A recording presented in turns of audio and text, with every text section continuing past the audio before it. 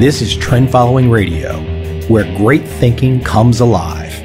Nobel Prize winners, legendary traders, best-selling authors, and the pros that know what drive us irrational human beings. I am your host, Michael Coveil. Not filtered, raw, honest. That's my passion. My guest today is Taylor Pearson. He has a new book out titled The End of Jobs: Money, Meaning, and Freedom Without the 9 to 5. I give all props to Taylor, a young guy in his 20s, self-publishing a book and making it a bestseller to where it sits right alongside books from the likes of Peter Thiel.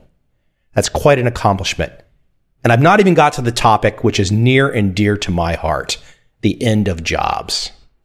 Plus, there's a little fun backstory inside my conversation with Taylor. I hope you enjoy.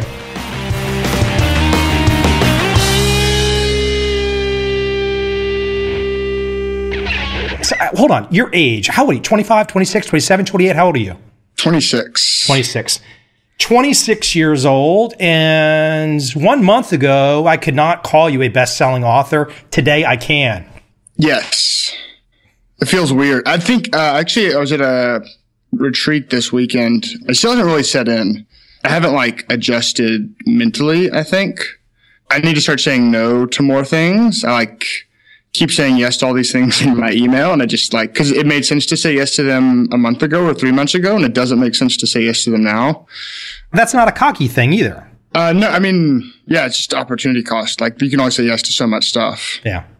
And I think also, too, is that once you put yourself in a position to do something nice that people like and you get some notoriety for it, other opportunities appear that you didn't imagine a month ago.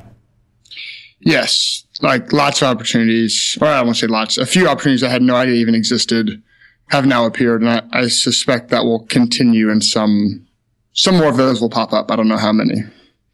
Well, the dirty little secret, though, is that once you do one, and now you're stuck. Now you have to keep producing. You have to keep raising the bar. You already know this, though. That part you already know, deep in your gut.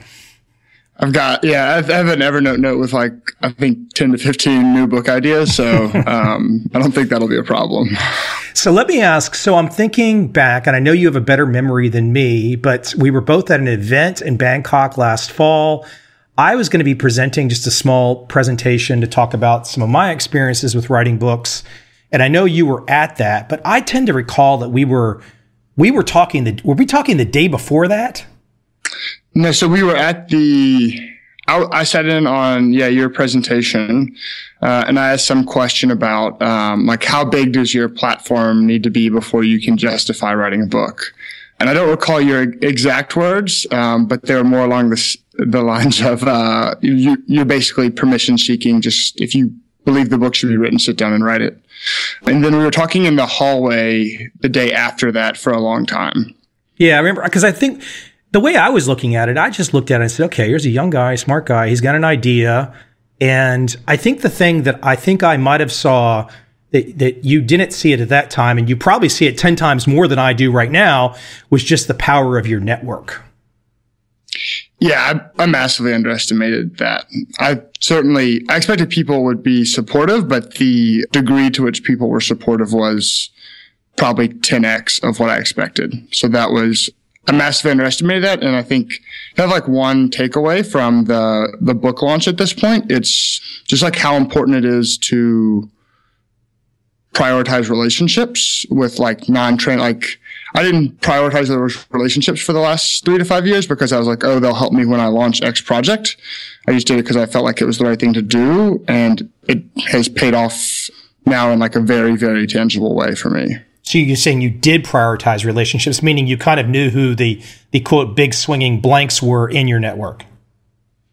Yeah. And I think I prioritized them just because it seemed like the right thing to do. I think one thing that I didn't get growing up, and I didn't really get until I started hanging around entrepreneurs, is they would just be nice to people for the sake of being nice and not because there was like some clearly defined end in mind, but that like that almost always worked out with like actual tangible results, like making more money, people supporting them in a project. And so I kind of saw that that worked, and I wasn't quite sure what the mechanism was, but I figured I should copy it.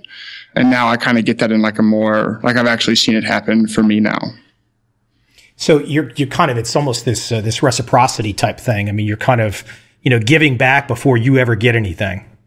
Yeah, very much so. I didn't know when people would feel compelled to give back to me, or even that they would, but they definitely did, and they did so in a very large way.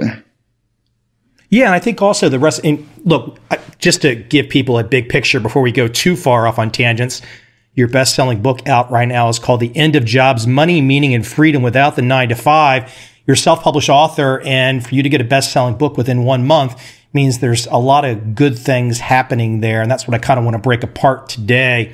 I'm going to keep jumping around on you, but in terms of the big picture, you jump right in and you kind of talk about, best way for me to describe it is you say, hey, I've got my young friends that are entrepreneurs that are kind of just going off and making things happen. And you have my young friends that have kind of gone the track in life, the set track, the certain college degree, the certain jobs, and you kind of make the case that they're both, and you correct me if I'm wrong, you make the case that they're from your perspective, they're both intelligent, motivated, hard workers, but there's something different. Why don't you talk about that something different? Yeah, so the analogy I use throughout the book is actually this conference we were at. I had this realization kind of while we were talking, was that I had these, like you said, two friend groups, both who are intelligent, both who are hardworking. One was kind of my traditional friend group from high school and college, and they had followed what fairly traditional 20th century life scripts. Many of them are accountants or lawyers or doctors, kind of these traditional upper middle class career scripts. And then the other was this group at the conference who were all entrepreneurs. And I saw that the difference between them was that one group had taken an entrepreneurial approach to their careers and their lives, and one group had not. And that the difference in outcomes that created over as short a time period as 2 years was dramatic. And that kind of single mindset framework to how they approach their lives and their careers was kind of the big secret that had driven the differences in results. Well, you talk, and I like the phrasing because there's a lot we can break apart this in the next hour, but you talk about a more strategically placed lever and fulcrum. Why don't you explain that from your perspective? I think a lot of people, myself included, often face a problem and they try to solve that problem by pushing harder. And when I was looking at my friends kind of in this following these traditional scripts of upper middle class, lawyer, doctor, these kind of traditional professions that had been good choices for a lot of their parents and our parents, they weren't really getting the results they wanted. They didn't really enjoy what they were doing. It wasn't particularly profitable. And they were trying to solve that problem by pushing harder and harder, like working more and more or trying to climb up the corporate ladder. And it didn't really seem to be working. And the people who were getting much better results were the people who had, instead of pushing harder on that shorter lever, had instead chosen to find a longer lever. In this case, picking a more entrepreneurial approach or becoming an entrepreneur. In my world, I put up a website in 1996. I was profitable in early 1997. I feel like in some ways I relate to generations that are I'm in my 40s. I relate to generations that are in their 20s and 30s because those groups are using technology and globalization to the nth degree and saying, I can do anything. My generation is exactly gone the direction that you're describing, the traditional. I have very few friends and acquaintances that really, in the mid 1990s when, all of a sudden Netscape goes public and you're like, okay, game on. How could you miss it? But it's amazing to me that perhaps the real traction, I don't know if you can put it. I mean, I like to say Netscape was the start, but I almost think Facebook is where people really started to see what could happen with globalization and technology. How do you see that? Yeah, well, I think it's not obvious. it didn't become obvious to me until, I think I still discover things about the internet every day. I have like all these the internet is amazing moments on almost a weekly basis, and seeing kind of like the power of that technology.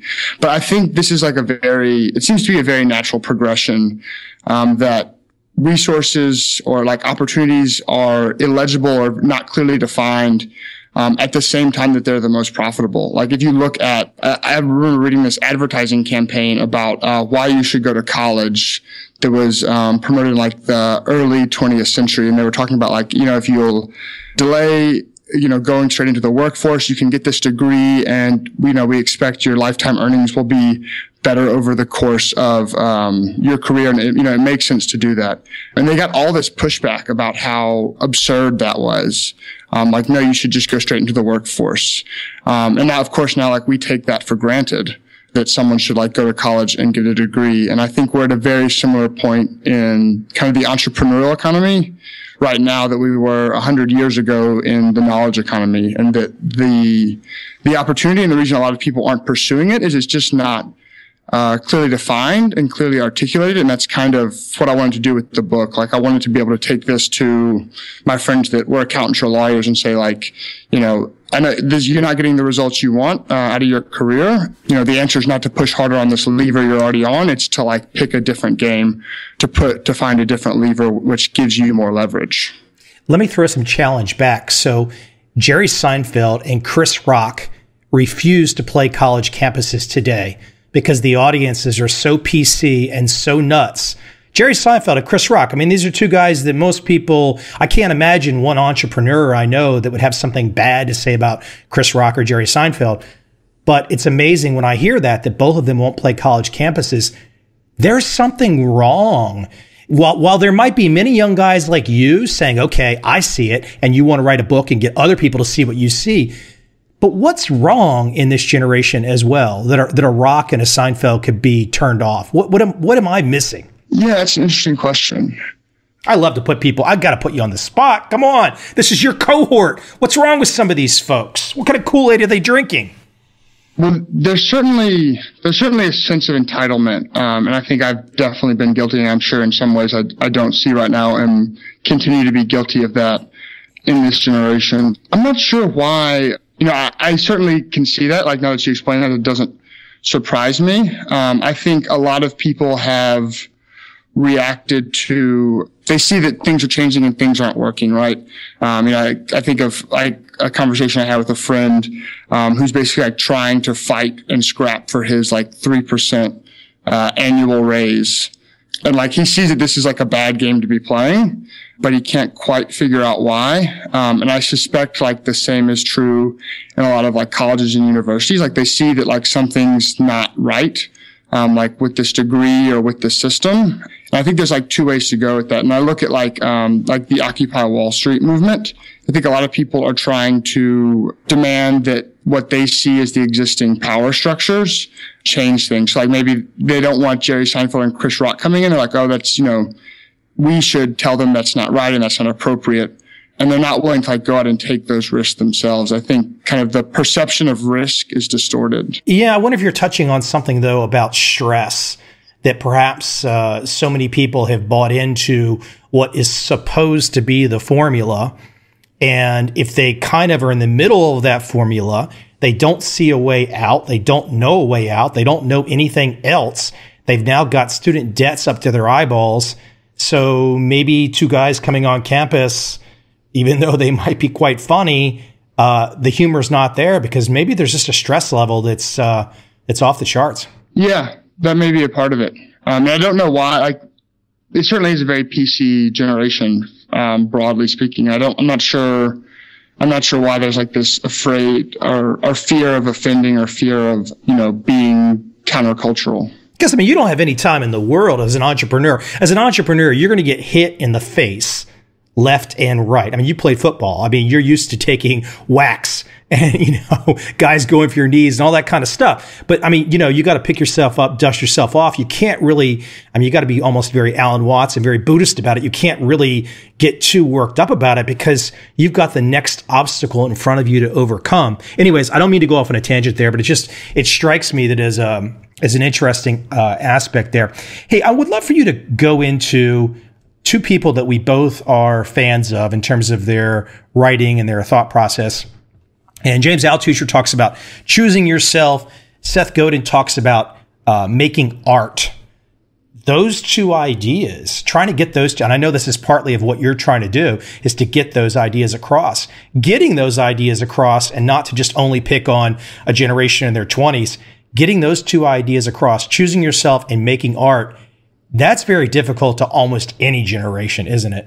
The way you kind of reframed that question made me think of what you just said. I think our generation, or certainly my childhood and the way I was raised, was very reinforced of this notion of the way you get ahead is very strict adherence to the rules. Like, you go to school and like the rules are very clearly defined. And then like you go to summer camp and you go to extracurricular activities, and it's very clearly defined how to follow all these rules. And that's the way you perceive getting ahead. That's what you're rewarded for. You're rewarding for operating within this system and, being at the top, kind of climbing the corporate ladder of school, if you will. And that teaching people that the thing that is profitable and the thing that is more fun is not playing within the rules, but actually playing with the rules, and kind of redefining the boundaries of the game is very counter everything in an individual's experience in modern society up until the time they graduate college. And the U.S. is kind of notorious for feeding kids straight from high school into college. And one thing I noticed with a lot of entrepreneurs is many of them spent time traveling. They got out of the U.S. They saw a different perspective on the world. And I think that feeds into a lot of kind of that notion of stop trying to play within this defined game. Stop trying to push harder on the shorter lever and figure out how you can play a new game, and pick a longer lever. A great one, and you talk about this, is credentials. Credentialism. I'm not sure if you use that phrase, but the idea of collecting degrees. And I'm guilty of this. I mean, at least to the point that I got a BA and an MBA. I can't, and I can think back to making a documentary film. And if anyone ever makes a film, the idea is if you're going to spend money, you want to look at the film, the finished product, and you want to see the money that you spent appear in the film. And if you can't see the money spent appearing in the film, well, you kind of feel like shit. And for me personally, I look at my 2 degrees, I can't see where that money spent appears in my life film. I have a hard, there's bits and pieces, but surely not a lot. And I think that gets to your point, which is people just this credentialism and collecting degrees, and people think there's a magic, like a magic carpet ride they're going to get on once they have all these degrees. And for some people, there's going to be the lottery. There's always going to be the guy who's highest in his class, who's now surgeon at the top hospital. But what does that have to do with the vast majority of the population? Pretty much everyone will agree with 2 statements. The first is that degrees are getting more expensive, and there's very quantitative data that shows that's the case. College is getting more expensive. Graduate school is getting more expensive. And the other is that those same degrees are getting less valuable. And there's not a lot of quantitative data. There is definitely some done by studies of people graduating from law school and MBAs that actual salaries are less now. But certainly on a qualitative level, I think intuitively most people realize that the value of a degree now versus 20 or 30 years ago is less. And that both those trends are continuing. So if you accept both those trends, at some point those 2 lines cross, that the cost is greater than the value. So you can have a discussion over whether those lines have crossed, and I think they have, or whether they haven't. But I think once people accept both of those notions, you can at least kind of enter into that agreement, are credentials as valuable as are they worth what people are paying for them? And I think with exceptions of kind of the hard sciences, if you want to be a rocket scientist or kind of those very specific professions, for the vast majority of people, it's very questionable as to how valuable those credentials are. I'm just having a flashback here. Did I use any unsavory language in challenging you to write a book? And it's kind of funny because you've got about 4 to 5, maybe 6 inches on me. You're a tall guy, big guy. I can't remember. Did I use any unsavory language to challenge you that you should write something? You used a lot of unsavory language. I can't remember all the details. I don't remember any of it.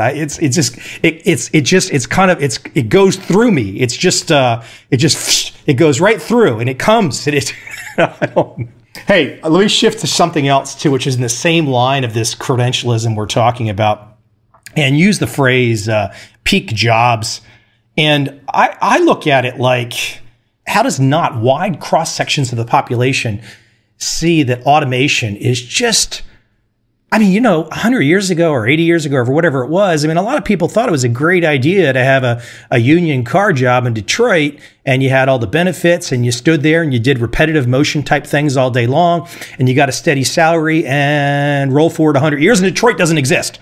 So I would think that anybody that has some type of a profession that can be automated, they should be frightened. They should be concerned. They should be preparing, shouldn't they? I think so. And I think a lot of people wouldn't explain it that way. They know that like something's not right and something's going wrong, but there's not an alternative script. And that was kind of the motivation in a lot of ways behind writing the book. I just don't think people see this path. Like you talk about like setting up a website in 96, almost no one saw the path. Like I didn't see it until 3 years ago or 2 years ago in a lot of ways. And I'm still seeing kind of more of it emerge. So I think, yeah, there's definitely reason if you're in a position, like I like to pick on accountants, certainly like bookkeepers and a lot of these kind of professions where those jobs are going to disappear. And I think a lot of people recognize that. They're just looking for, okay, well, what do I do then? Like, what do I wake up tomorrow and do differently, given that that's the case? And a lot of people are still searching for that answer. You bring up an issue going back and just saying something about me starting a long time ago. And I'm curious to how you have been affected in the last month, because there's probably something similar going on there. But look, and you've traveled a lot too.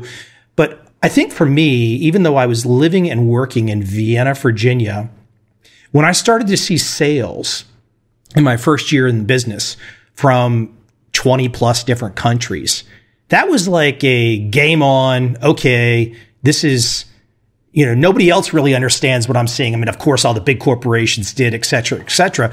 But I just kind of saw that deep in my gut. And I'm sure you've seen this for a long time too. But I think once you have, as we're talking about the idea of jobs being arbed away by automation, and then if you connect in globalization, you got to almost imagine both of those things. Because talk about globalization, you see where I'm going with that. Well, I think the story of globalization as it's relevant to us and to people listening to the show is that opportunities which corporations, large corporations only saw 20 years ago are now basically available to everyone with a laptop and an internet connection. One of the people I interviewed for the book runs an iOS development shop out of Vietnam. And basically what happened in Vietnam was 20 years ago, corporations, I think it was primarily Japanese corporations, came in and laid a lot of infrastructure for him to be able to do what they did. So they came to universities, create all these, computer programming, computer science degrees, put in a lot of like extracurricular activities and open new schools, and really facilitated kind of the creation of this very significantly large, very talented class of programmers and developers in Vietnam.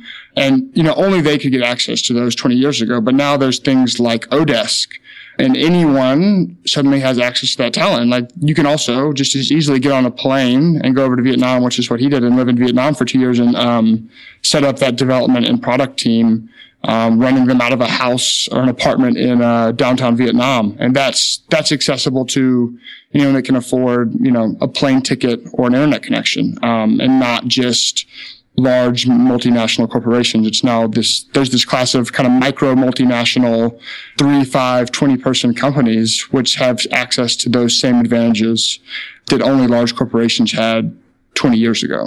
As you go that direction of globalization, I'm thinking, okay, you and I are chit-chatting about bouncing around the world, and I'm not in the States right now, but I can think if somebody's in the States right now, they're listening to this conversation, they're saying, great, Taylor and Mike, you guys are talking about globalization. And, Taylor just gave an example of, come on, this is a communist country, and we were fighting a war with them.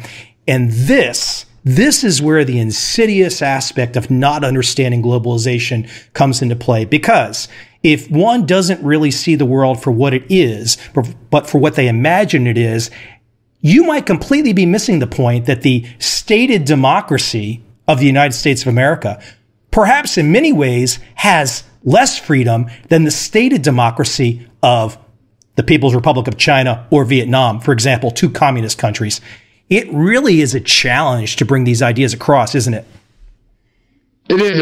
As you were saying, I was like, how do you articulate that? But there's a very sense, if you kind of walk around the streets of, Oklahoma City or kind of any city in middle America, or walk around the downtown streets of Ho Chi Minh City, Vietnam, this kind of the capitalistic energy, the energy of commerce feels much more vibrant and much more real in Vietnam. And I live in Austin, Texas, which is, I think, one of the more, it's of the U.S. cities quickly growing, quickly developing. The tech sector here is fairly large. And the energy here and kind of like that sense of commerce and possibility doesn't even come close to rivaling what it is throughout all of Asia. And it's hard to articulate that, but I think, if you walk for 2 hours around, downtown Ho Chi Minh City, many of the cities in China, I think you get a very intuitive sense that is very, very real. Yeah, I think it's a really tough issue to get across. And I think it's almost the phrase in my own head that I like to talk about is that why I think entrepreneurism is so exciting outside of America. And there's plenty of entrepreneurism going on in America, but why it's so exciting outside is there's a certain cowboy feel to it. A certain gold rush feel to it, a certain kind of just energy and enthusiasm. And I think you're bringing that up, but that energy and enthusiasm is kind of hard to get across. And I'm sure you would recommend this to anybody, whether it's a vacation or not, to just get on a plane and go. Travel was in a lot of ways my gateway into entrepreneurship. And one of those ways it was a gateway was certainly kind of seeing the opportunities available abroad. I think one of the big lessons I've taken away over the past couple of years is how important environment and market is. I think a lot of us, certainly myself, have this notion of like, oh, I can do it anywhere.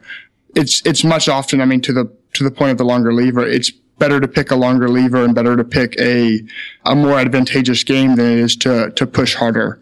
And I think one of the ways to see that happening and, to get access to it is, in a lot of cases, just to get on a plane. Yeah. You to understand that lever exists, that you might be able to use it. You and I could tell people all these great stories, but we can't give them the feeling, the pulsation, the smells, the energy. You just can't put energy into words. And to kind of corroborate the story, actually, I've listened to interviews with Chris Sacca, who is a venture capitalist, and Mark Andreessen, who's a venture capitalist. And they've both they've hinted at this, and I think Chris Sacca said it explicitly, but the best founders and the best entrepreneurs frequently have traveled quite extensively because it just gives a certain sense of perspective that you can't really get any other way. That, they look at founders who, best, valedictorian in high school, went to Harvard, Stanford MBA. And a lot of those guys flop pretty hard, because they just don't have that same sense of perspective as like the guy that spent 6 months backpacking around Thailand, instead of getting his second semester of his MBA at Stanford. So I think that's really interesting. But you know what it does though too, as you mentioned that backpacking, it toughens you up. You are more resourceful. You adapt. The surprises are less emotionally threatening. You're less frail.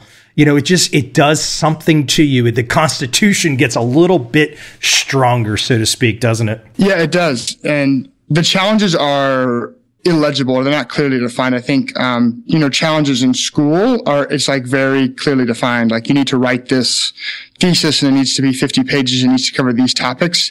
And again, you're like operating within these clearly defined rules. Whereas like the challenge of backpacking in Thailand is like you have to figure out where to go next. And you have to figure out where you're going to stay. And it's not defined. Like you have to do that definition yourself. And that's a different kind of hard. Yeah, absolutely. it's a completely different, but the funny thing about being an entrepreneur, and I'm sure you would like to get this across to people in all of your research and interviews, would you make the case that being an entrepreneur is safer? I would. And I think that's actually, a lot of entrepreneurs would agree with the statement that jobs are getting riskier. They would say, like, I always pick on accountants, but looking at people in those sorts of professions where automation and globalization are very close to overtaking the value they're able to provide, they see those as very risky. And so I think while individual ventures for entrepreneurs are often risky, entrepreneurship as a career path over the next 20, 30, 40 years is safer. And I think in a lot of ways really is the only choice. And whether that's, I think a lot of this structure still hasn't evolved yet. I wouldn't really equate being an entrepreneur with like owning your own LLC. There's lots of people who are entrepreneurial and do that within existing structures or spin off businesses from existing businesses. But taking that perspective of creating systems and connecting systems as opposed to operating within existing structures is an approach to career and an approach to life that I think is going to be pretty much required for anyone that's planning to be in the workforce for the next 2+ decades. I wonder how you feel about this too. You bring him up. I don't pronounce his name well. I'm not really sure what his big picture point is once he makes it. This is the French economist that is all the rage, his best-selling book and all about equality and the rich have too much money.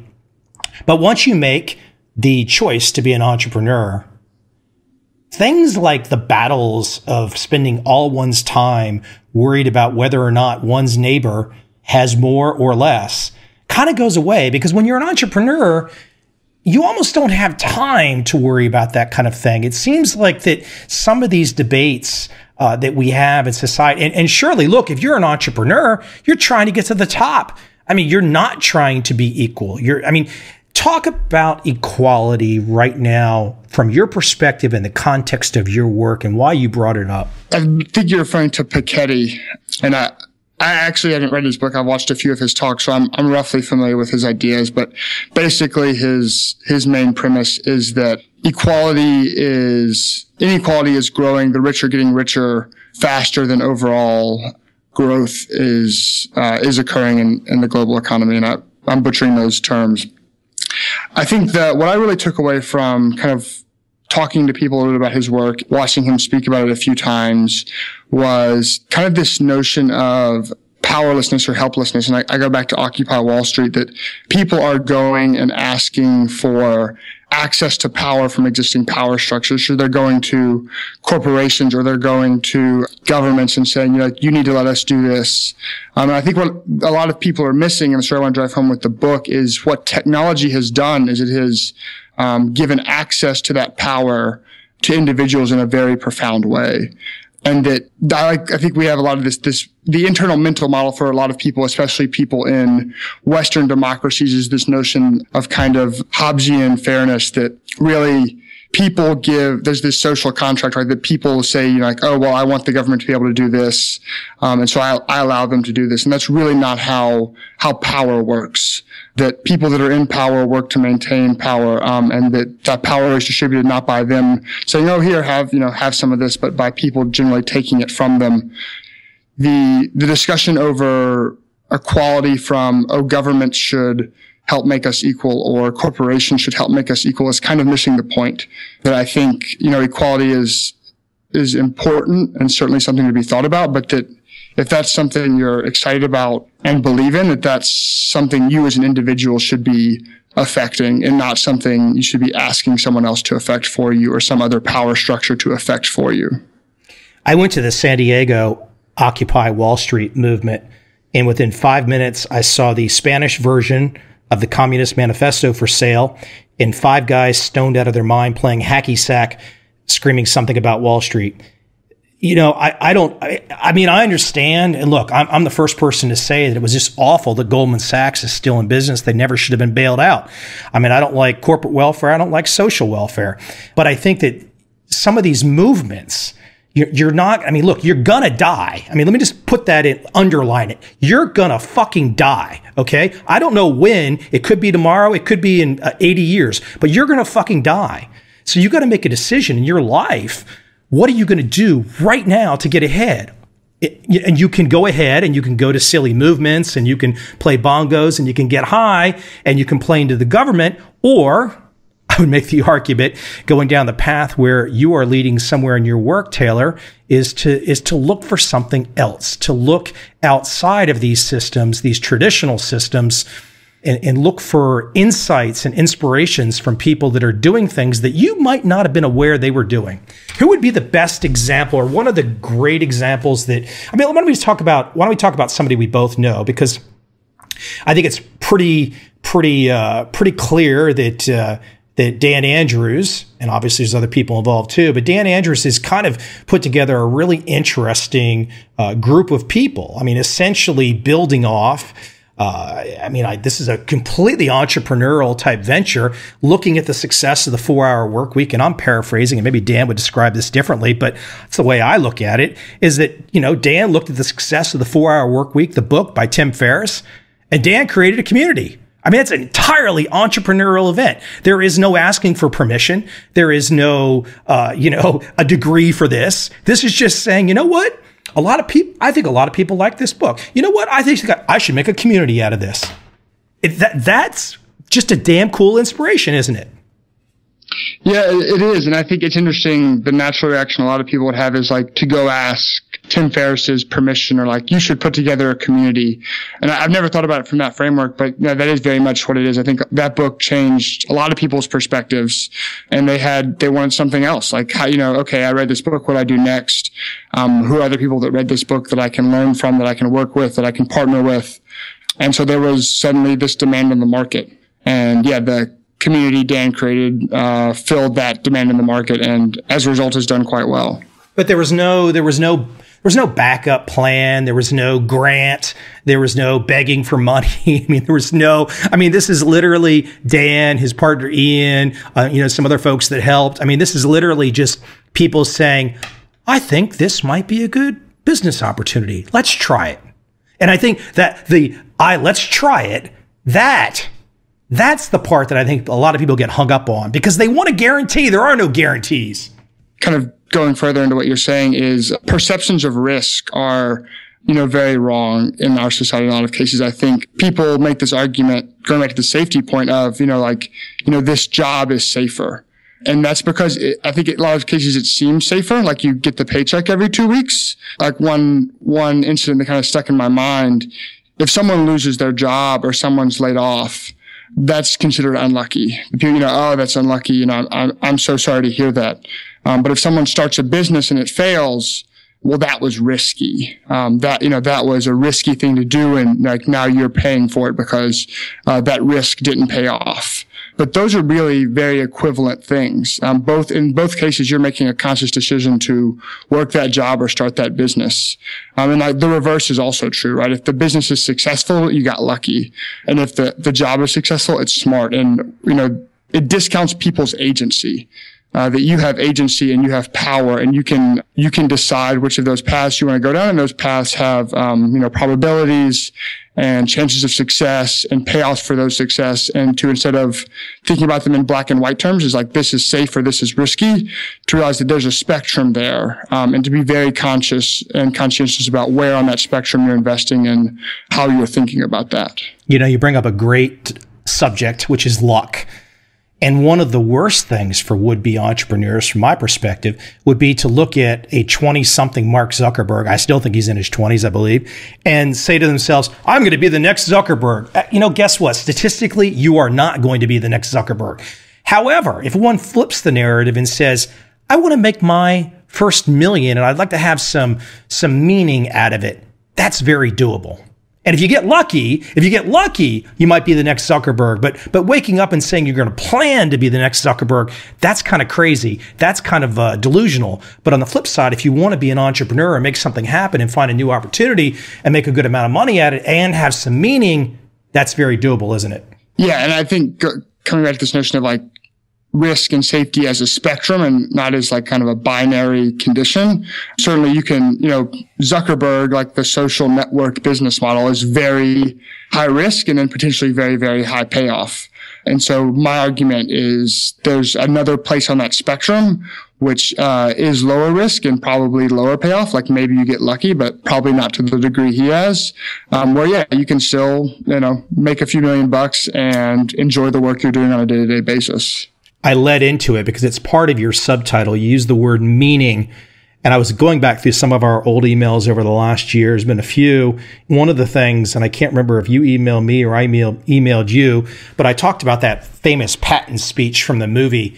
And at the end of that speech, he says something to the effect, challenging his men like, hey, you're either going to go with me and we're going to go do something big, or 50 years from now, when your grandkid's sitting on your knee, you can tell him that during the Great World War II, you shoveled shit in Louisiana. The point being is that meaning thing really starts to play a role. I mean, here we are, we're talking about the idea of choosing to be a job or versus to be an entrepreneur. And I think you would agree with this. You can find meaning in a job. I mean, there's definitely, I've talked about surgery. You could be a great surgeon, fantastic meaning. But there's a different kind of meaning, and I wish you would dig into this some, a different kind of meaning that you can find when you're making entrepreneurial choices for yourself. Why don't you talk about that? Kind of, maybe this goes along with the sense of entitlement, but a lot of the problems of the first half of the 21st century in Western democracies are certainly existential problems. Some people say, I shouldn't have this problem, but whether you want to have them or not, they seem to be quite real. And I think there is a certain sense of ownership that's required. And I had a job for 2 years. We're talking about Dan Andrews and Ian Schoen. I worked with them for 2 years.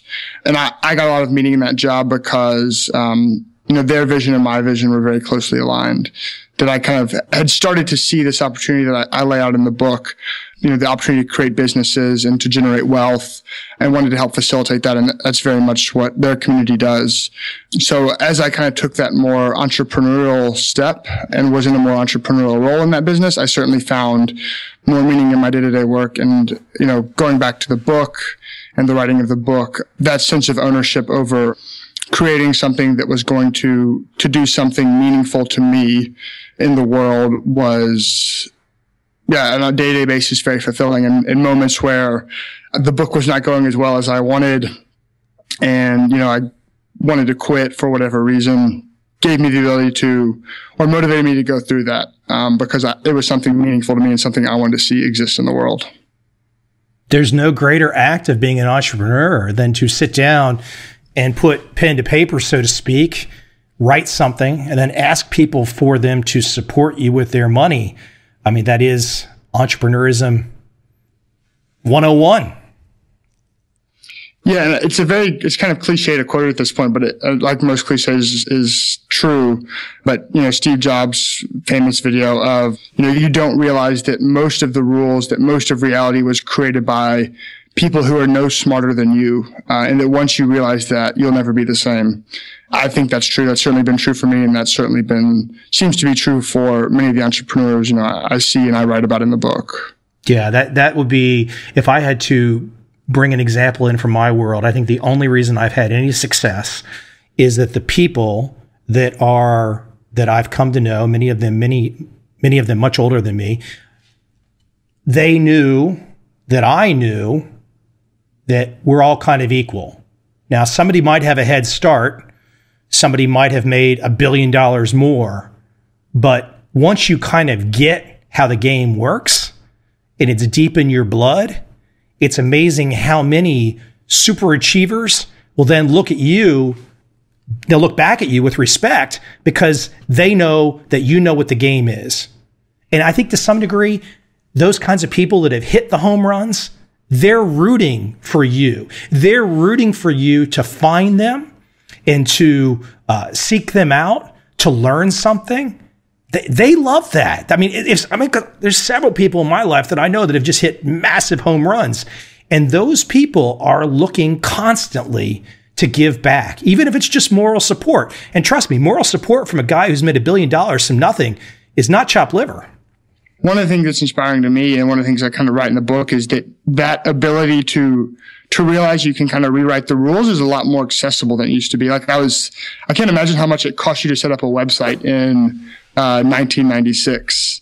I suspect it was fairly expensive. The quick retort on that, I gave $4,000 to a Russian programmer who was, I was in my mid-20s. He was like 21. I gave him $4,000. He created a 4-page static HTML site, and then I think he left the country quickly with my $4,000. So there you go. Right. And so now you can get a website that's 10 times as good for, 1/10 of the cost. You could get a Russian programmer will put together a WordPress website, which is much easier to use than your HTML website, much better designed, everything else, and it will cost you $400. That was not a Russian programmer dig either, so that was just a true story. He happened to be Russian. He could have been some other nationality, and I'm 50% Lithuanian. Diatribe over.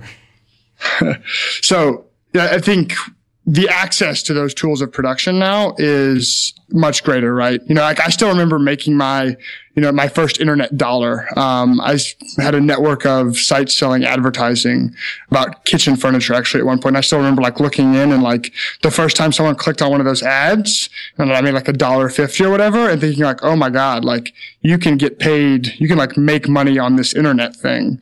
And that was a very paradigm shifting moment. I'm okay, this is real. Okay, I got to $1. How do I make this a lot bigger? And I tell people younger than me, people my same age as me, I say, look around the world, do an inventory, and don't be afraid to dig into a subject that you have no stated expertise in.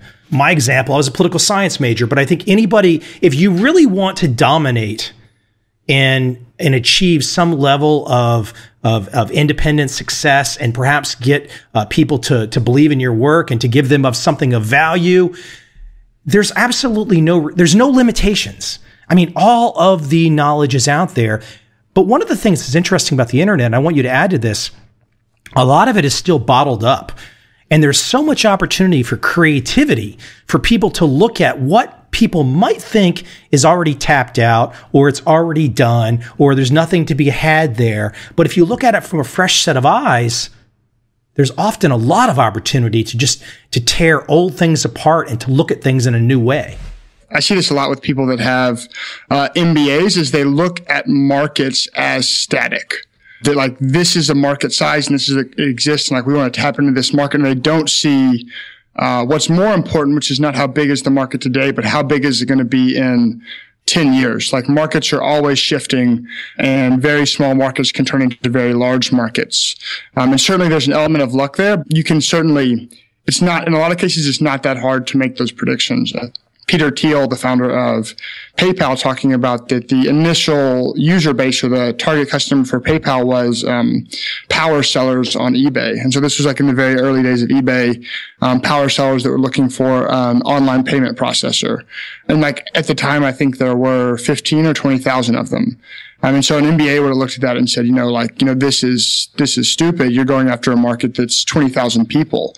You're never going to make any money. This is ridiculous.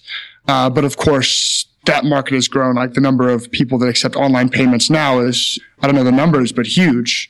And so those opportunities are always. Then another example, and I'm quoting venture-backed startups, but this happens in smaller markets as well, is, Airbnb was basically built off the apartment listing sections of Craigslist. There was this much larger platform, but because it was larger, it wasn't serving very effectively the needs of this clearly defined market, which was just people looking for short-term housing. And so they were able to just take what was at the time a very, very small market, which is people looking for short-term housing on Craigslist, and expand that into what's now, a multi-billion-dollar business. I think there's an issue there too. These great ideas often don't start as great ideas. They start as something. Someone takes a risk, and you have to take the risk, get into the game, get bloody, so to speak, take some shots. And then sometimes a funny little thing happens is you see a better opportunity once you're in the game fighting, and then you adapt. That adapting is probably one of the biggest sources of entrepreneurial profits, isn't it? I told a couple people this story, that one of the reasons I wrote the book was you and 2 or 3 other people in the conference last year were sitting around and kind of felt like this book was in the zeitgeist. Like that market was there and that opportunity was there. And someone just had to sit down and write it. And the only way, you figured that out and other people figured it out was being in the market. And the only way I figured it out was kind of being in the market and asking other people in the market what opportunities they saw. And so, I think the best way to be in business is to be in business, right? Like you get in there and new opportunities are constantly popping up. I'm not letting you go yet. I want to talk about something for a few more minutes. I want to talk about what happens from that time where you're sitting here at this event was it October? Was it? Yes. So you then put in motion this process. And I think I saw some early manuscripts, but you've had I looked at your acknowledgments. A lot of people have given their insights and help to you. So what do you talk about the process that unfolded though? Because I mean, you know, look, writing a book, it's like watching David Duchovny in Californication. I mean, you got to sit down and you got to start typing. I mean, ultimately that's what you got to do. But why don't you talk about the process that unfolded for you in brief and any big adjustments you had to make along the way? The way it ended up working out was I did the drafts in quarters. So I wrote draft 1 in Q4 of 2014, sent that out to about 5 alpha readers, who you were one of, and then rewrote that draft in Q1 of 2015, which got me to a beta draft, and then published the final draft. My goal was to publish it in Q2 of 2015, and I think it hit the Amazon store on June 29th. So just in time. Did you do anything? Did you do anything in this time? Were you living and breathing this every minute of the day for this 6, 7, 8 months? I had a few rather small consulting projects. So it was certainly 80% of my creative energy was going into this book. Now what? So right now, I think. Now what? Inspire me. Give me something. Hold on. Let me beat you up for a second. So we did all these nice things. I still want to know, as I'm going to quote you here, okay? And so this is from one of our email exchanges. People will just have to imagine what I said because I don't really know what I said. But your quote was, "I can't pull the Jobs is Pussyville angle, not my style, to be honest with you. I've also never found that argument super compelling. Much in the same way Atlas Shrugged isn't compelling. She's right about everything, but she oversimplifies a complex issues and loses people as a result." I have to tell you, it's really interesting. I agree. Atlas Shrugged is for me is way too long for one. I mean, just from a pure writing standpoint, you don't need 60-page speeches. You get the point. But it's amazing to me how many super achievers, Peter Thiel is one, really find in that woman's work something that they hang their hat on. It's absolutely amazing. The most famous trader, well, I shouldn't say the famous, but one of the most successful traders in the planet, before he would ever talk to me in 2001, he said, "Read Atlas Shrugged, then call me." I had to read the damn book to talk to him. So give me some explanation here. What was the pushback on Ayn Rand? And you know that she does have some big admirers in the entrepreneurial community. Maybe you might want to talk about why you see the affinity for her and some of the negatives that you see. So I certainly see, I would classify myself, if I had to classify myself as an anarcho-capitalist. So I pretty much agree with her entire premise. I think. But you love that I pull that quote out, right? Huh? Yeah. That was an interesting one to pull out of an email. So I think it is valuable to indoctrinate yourself into something that you intellectually agree with. And I think that's what a lot of that value of that book is, which it really emotionally sells you on something which you maybe was an intellectual conclusion a lot of people reached on their own. That was very much what it did for me. Kind of my pushback on it is I think she paints a very black and white picture and doesn't really leave a lot of room for nuance.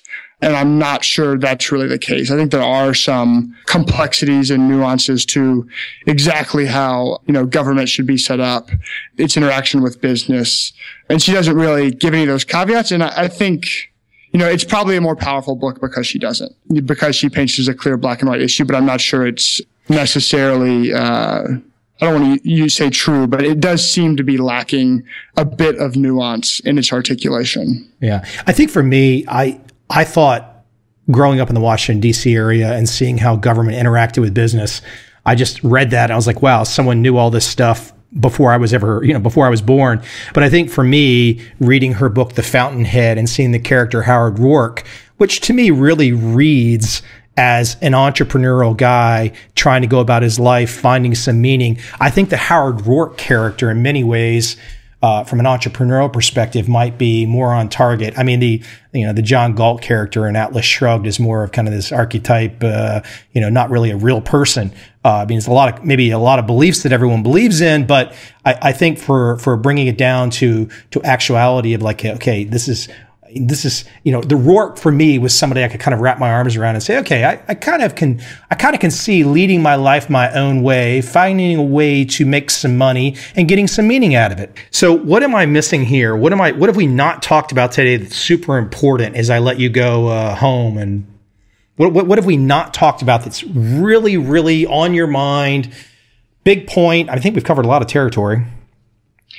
Well, I think one thing that I've thought about a lot since releasing the book is kind of entrepreneurship as a life skill and a life mindset that it very much has, at least for now, is kind of in this business area that I'm an entrepreneur in my business or not.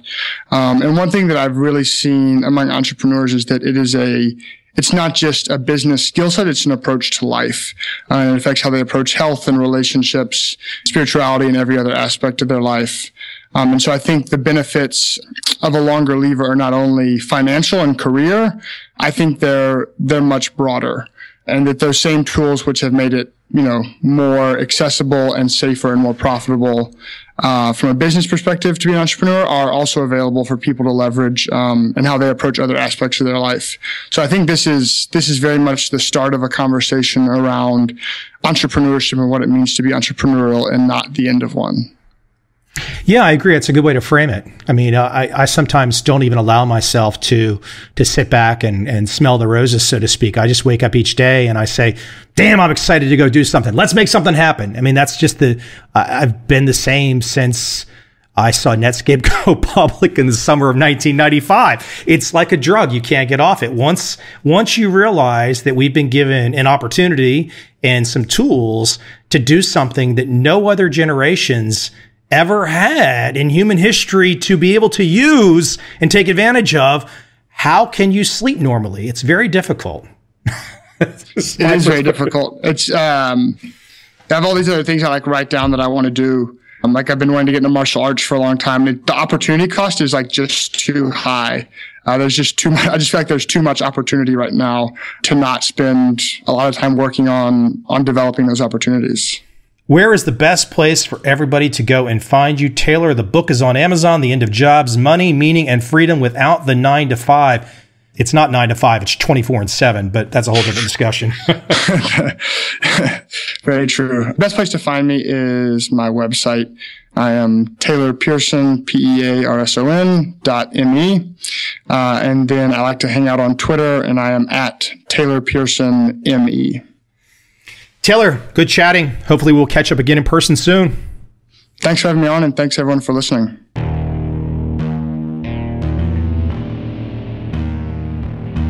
I see a time when those awake will understand how to make money in up, down, and surprise markets.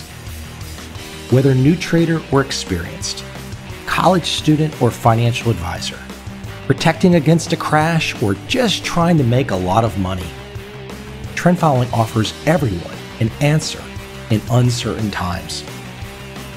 To get started immediately, send me an email, michael@covel.com. I will send you the right trend following steps to take along with my free video. But if you want to buy and hold, trust the government and trust Wall Street, this is absolutely not for you.